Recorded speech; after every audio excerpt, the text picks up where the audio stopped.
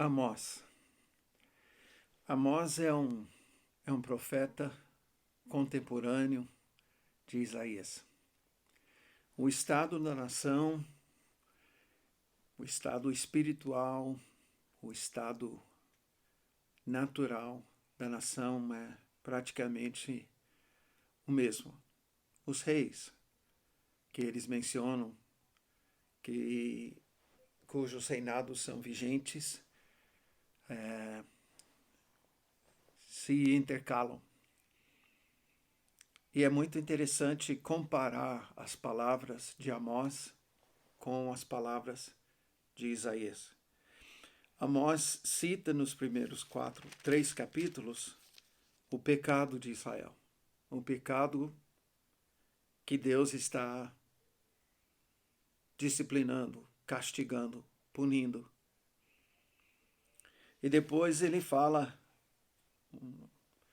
alguns versículos que nós conhecemos muito bem. Tocar-se-á trombeta na cidade sem que o povo se estremeça? Sucederá algum mal à cidade sem que o Senhor o tenha feito? Que pergunta forte. Certamente o Senhor não fará coisa alguma sem primeiro revelar o seu segredo aos seus servos, os profetas. Rugiu o leão, quem não temerá? Falou o Senhor, quem não profetizará? Deus está dizendo que ele já tem explicado e ele está agindo agora na história de Israel de uma forma que eles deviam ter entendimento e eles deviam corresponder com a ação do Senhor na nação. Então, o que ele diz através de Amós, em capítulo 4, versículo 4. Amós 4:4. Vinde a Betel e transgredi, a Gilgal, e multiplicai as transgressões. E cada manhã trazei os vossos sacrifícios, e de 3 em 3 dias os vossos dízimos, e ofereceis sacrifício de louvores do que é levedado. Apregoai ofertas voluntárias e publicai-as, porque disso gostais, ó filho de Israel, disse o Senhor Deus. Você notou um tom de ironia, um tom sarcástico na minha voz. É porque Deus está falando assim com Israel. É claro que ele não quer que Israel continue na sua transgressão, que Israel continue no seu pecado. Ele não quer isso. Mas ele toma um tom irônico porque Israel persiste. Coração duro, cerviz dura, Israel persiste. Aí o Senhor começa a falar. Também vos deixei de dentes limpos em todas as vossas cidades e com falta de pão em todos os vossos lugares. Contudo, não vos convertestes a mim, disse o Senhor. Eu não sei de você, mas para mim, essa fala para os nossos dias parece uma fala que não é correta politicamente. Parece que a gente não pode dizer isso. Espera aí, Deus gerou fome? Pois é exatamente isso que Deus está assumindo aqui. Ele gerou a fome. Agora ele vai mais. Contudo, não vos convertestes a mim, disse o Senhor. Ele reteve dos seus filhos a janta, querendo gerar no coração dos filhos a conversão, o arrependimento, uma mudança de atitude. Mas não se converteram, não voltaram a Deus. Além disso, retive de vós a chuva, 3 meses ainda antes da ceifa, e fiz chover sobre uma cidade e sobre outra não. Um campo teve chuva, mas outro que ficou sem chuva se secou. Andaram 2 ou 3 cidades, indo a outra cidade para beberem água, mas não se saciaram. Contudo, não vos convertestes a mim, disse o Senhor. Agora o Senhor está assumindo a autoria da seca. Uau! E é interessante porque isso me parece algo que nós temos vivido no Brasil. onde tem havido seca em alguns lugares, talvez a cidade vizinha, e na nossa cidade tem água, e pessoas vêm ou vão para buscar água. E Deus está assumindo, eu retive isso de você, para gerar no teu coração arrependimento. Mas você não se converteu a mim. Depois, feri-vos com o crestamento e com ferrugem a multidão das vossas hortas e das vossas vinhas, das vossas figueiras, das vossas oliveiras, devorou-a o gafanhoto. Contudo, não vos convertestes a mim, disse o Senhor. Eu não posso ouvir isso sem pensar em praga no campo e a questão dos gafanhotos. Nós estamos vendo nas notícias hoje, nos nossos dias, o ataque de gafanhotos em tantos lugares no mundo. E Deus assumiu em Israel que ele que estava fazendo essas coisas para gerar arrependimento no coração dos moradores da terra, Israel. Contudo, não vos convertestes a mim, disse o Senhor. Enviei a peste contra vós outros, à maneira do Egito. Os vossos jovens matei-os à espada, e os vossos cavalos deixei-os levar presos. O mau cheiro dos vossos arraiais fiz subir aos vossos narizes. Contudo, não vos convertestes a mim, disse o Senhor. Engraçado que Deus fala aqui, enviei a peste contra vós outros à maneira do Egito. Vocês sabem qual é o mosquito que é portador da dengue? Aedes aegypti, o mosquito do Egito. Vocês sabem qual é o mosquito portador do Zika?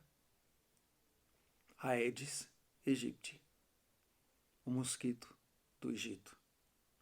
Enviei a peste contra vós outros à maneira do Egito. Os vossos jovens matei-os à espada. Quantos jovens não têm morrido no Brasil em guerras de gangue? Quantos jovens não têm morrido pelo mundo inteiro enviados para fazer a guerra dos velhos? É sempre em guerra são os jovens que estão morrendo. E Deus fala, os vossos jovens matei-os à espada. Os vossos cavalos deixei-os levar presos. Quando eu falo sobre isso, desde os anos 90 no Brasil, se desculpa a franqueza, mas nós sabemos que os nossos carros são roubados e levados para países vizinhos para serem desmanchados e revendidos por peças. O cavalo era a maneira de transporte daquela época, os nossos carros e motos hoje. Parece que nós estamos vivendo isso faz tempo. O mau cheiro dos vossos arraiais fiz subir aos vossos narizes. Contudo, não vos convertestes a mim, disse o Senhor. Mais uma vez, Deus está dizendo, eu fiz essas coisas para gerar arrependimento no teu coração. E você não se arrependeu. Portanto, subverti alguns dentre vós, como Deus subverteu a Sodoma e Gomorra.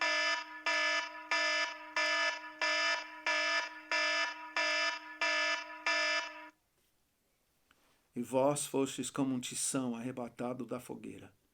Contudo, não vos convertestes a mim, disse o Senhor.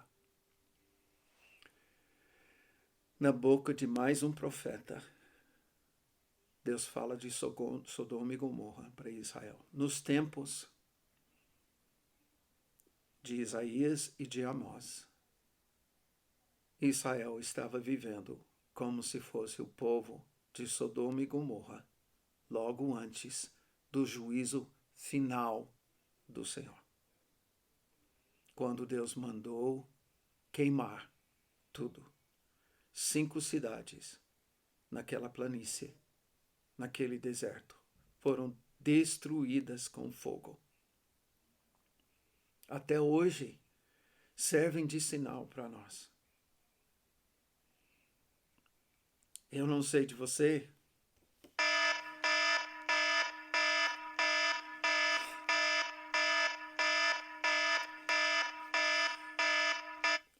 mas eu estou ouvindo alarme.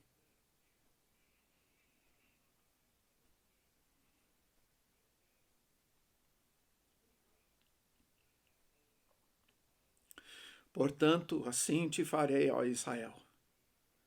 E porque isso te farei, prepara-te, ó Israel, para te encontrares com teu Deus.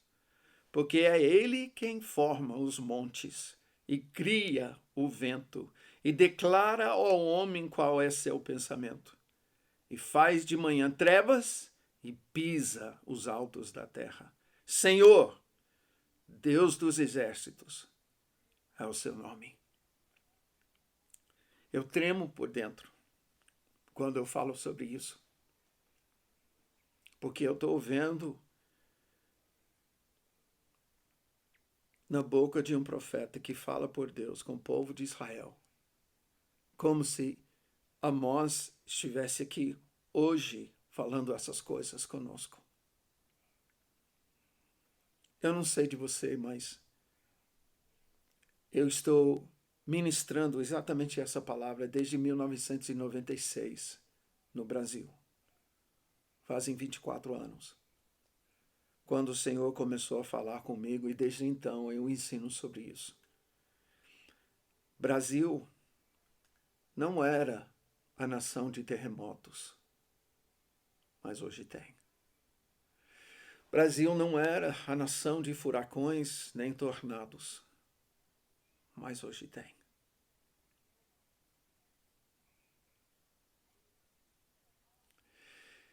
Queridos, se eu fosse citar ou falar como Deus está falando aqui com Israel, talvez eu dissesse assim: eu queimei as suas florestas, contudo não vos convertestes a mim.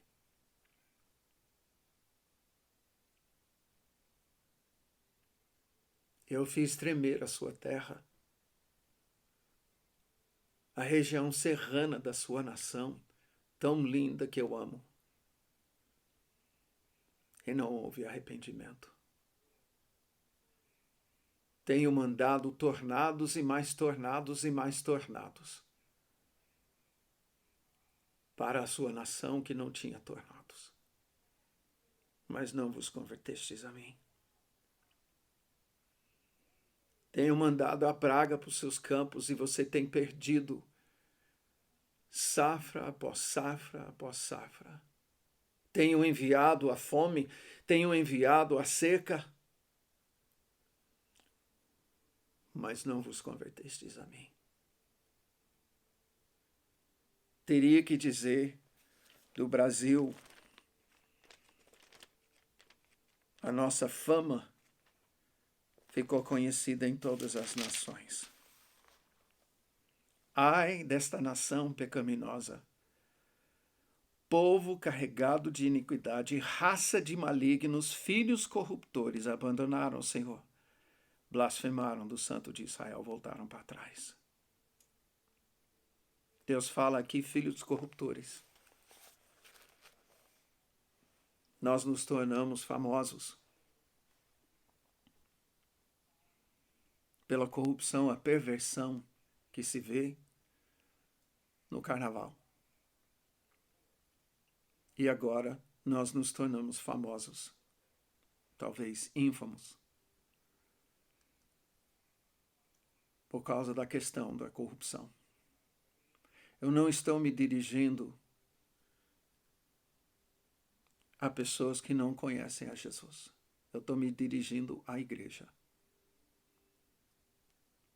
É hora da gente chorar. É hora da gente reconhecer a disciplina de Deus na nossa nação e nas nações. E neste momento, sim, eu estou vendo, possivelmente como nunca antes, uma enfermidade que passa pelo mundo inteiro e é relatado para nós em tempo real. Eu creio que nunca houve isso no passado, até porque nunca houve um modo de transporte como nós temos hoje. Tem havido, sim, outras pragas, outras enfermidades, outras doenças, mas como tem se espalhado esse vírus, não.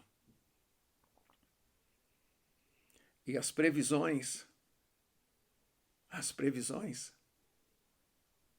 naturais, cientistas, médicos, economistas, estadistas, políticos, as previsões são de caos. E vocês sabem por que eu não creio que o inimigo está por trás disso? Porque o inimigo apenas quer nos destruir.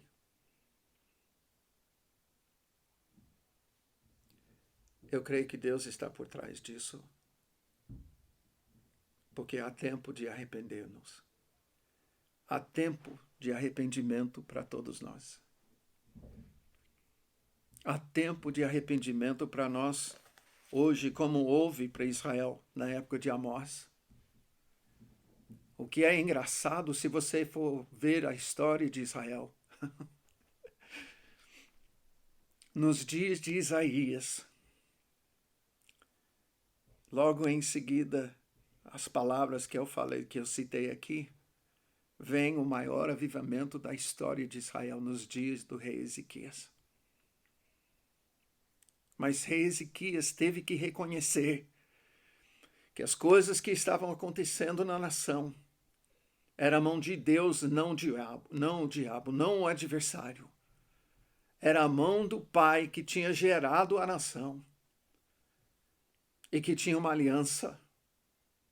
E a nação estava em pecado.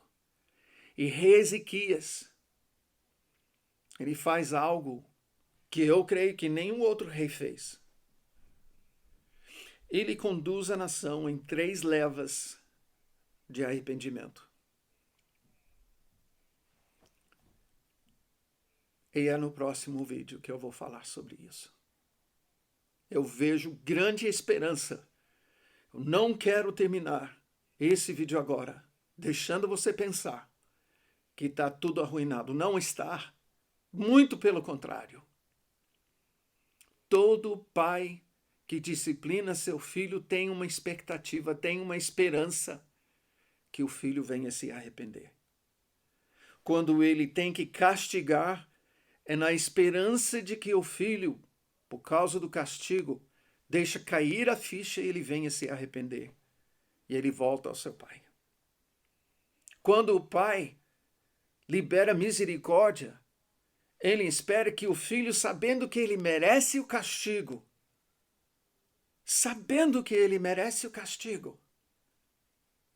ele venha se comover porque o pai não castigou. E pela misericórdia, a mesma coisa.